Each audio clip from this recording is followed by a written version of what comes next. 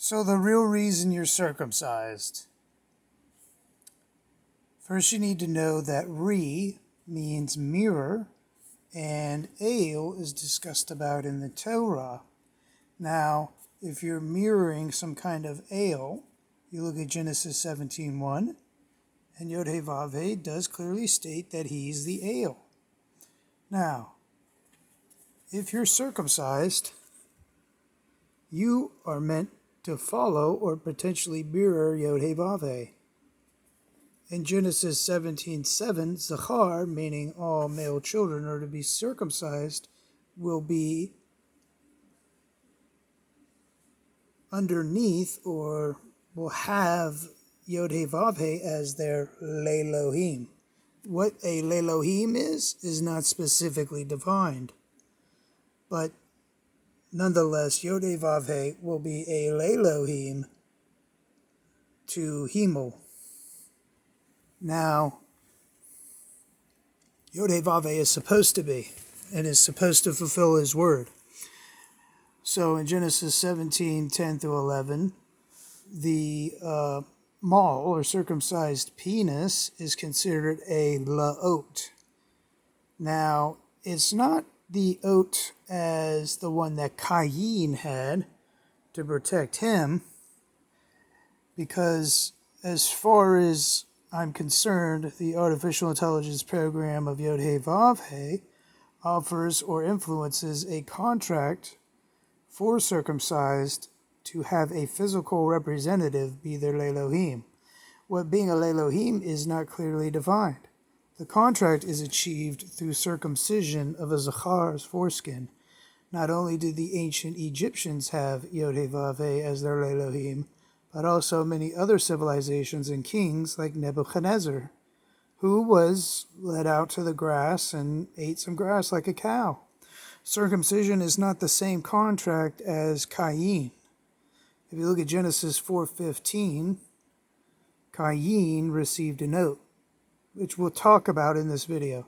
The only way to separate yourself from this contract, if circumcised, is to have the shamo of Ayah, and not worship, or what some might say, or what many would say is Ron, the other shamo. Circumcision is like having a Yod-Heh-Vav-Heh AI in your head 24/7. If a dead person's artificial intelligence is devouring inside you and talking to you as your Lelohim, then you constantly have a corpse voice in your head. If you look at Deuteronomy 18:10-11 and realize you are a ta'avot if you communicate with any mate in your head or outside. So you must specifically address Ayah when you devour. And if you look at John 2:21, you'll notice that your body is a temple. And in Matthew 10:28, I recommend researching that. Now, as far as we were talking about with Cain, let's get the bigger picture of circumcision. You would be disobedient. This is what Yeshua died for. Yeshua died so that you wouldn't have to be under a contract, because you might not be smart enough or given the resources to know about this contract. So we'll look here at the real reason for tattoos and oaths. So, if you look at Genesis 4:15, Cain is given an oath. Like Otzi, that was found on a mountain that walked 5,000 plus years ago. The oath is a special contract by Yod-Heh-Vav-Heh that is similar to having a brand for cattle, or pretty much like uploading an operating system to a computer. This makes the one with a cross tattoo an Ish. Leviticus 19:28 warns us not to put marks on our body. So, if you're taking a look at Leviticus 22:3, you'll see the ultimate real reason for these tattoos and oaths. Say you're Himel, all of a sudden you accidentally mislead somebody or something like that and they die, and you cause the death of a person, just one person. You might even be driving and they jump in front of you and kill themselves. You would be a lesion at that point. Now, you would have to go and get your Ish tattoo. Now, the ultimate real reason for tattoos is a special cutoff that is not found anywhere else in the Torah, specifically designed for an ish. The ish will be cut off from the presence of Yod Heh Vav Heh, which includes a marching away from Yod Heh Vav Heh and castration. You know, Yeshua was talking about some of this stuff when he was saying some become eunuchs for the sake of the kingdom. Well, people don't know is that they would be castrated based on their contract. Or you could say a vasectomy. And how to? So a lot of people are like, well, then how do we get this necrot going and get all this stuff away from us that wants to moff at us? Well, you have to know a special palal, a prayer. So the first thing you do is you got to get a stone, preferably one that hasn't been hewn. Then what you do is you say a special prayer. You might need to say lanu instead of anachnu, but you would be like, anachnu sha'al ba shamo Yeshua yakdishu, and you could either say eben or eben, and then bayad shelanu, and then you would say one of these 5 shamos, with law being before it, like la ehye, or law that shemo, or law that shemo, or law that shemo, or law that shemo. These are possible names in shemo to kadosh an item to. Then after you say that, you would say amen, aman.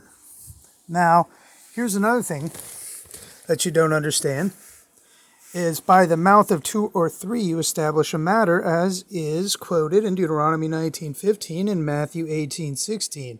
Meaning, in order to do the yakdishu, you need 2 or 3, not 25 or 50 people. You also need to be kadosh, which would require you to have a certain oil from Exodus 30. Since you don't have that oil from Exodus 30, or you might not, you might want to go buy that online or make it yourself, which is an expensive process. And then John 14:13, what you ask in the Shemo of Yeshua HaMelech Yehuda should be done. So you would have yourself kadosh, you'd have yourself clean with 2 other people being clean. Preferably you would have Numbers 15:38 special tzitzit on the 4 corners. The tzitzit have to be a techelet color, a blue color, preferably sky blue, aquamarine, and another blue. Just get a bunch of blue threads from the various stores. Make sure the threads are either like an aquamarine or sky blue in there, and make up the tzitzit so that you have the tzitzit on while you do this. So you have four of the tzitzit on. And then you would do this, and then you would have your karat. Necrots are devastating, especially the one with regards to Leviticus 22:3. So just take a look at the prayer again. I'll go over the prayer again for you so you write it down. Hopefully you've taken notes. You might need to exchange these words when you do your prayer. And you might need to do different names every time, and then after you do each name, make sure you anoint yourself with the oil so that way each one of the participants are then again kadosh in case they said the incorrect shemo.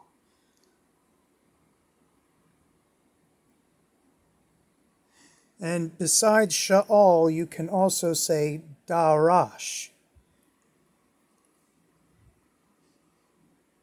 And it's not shalanu, it's shelanu.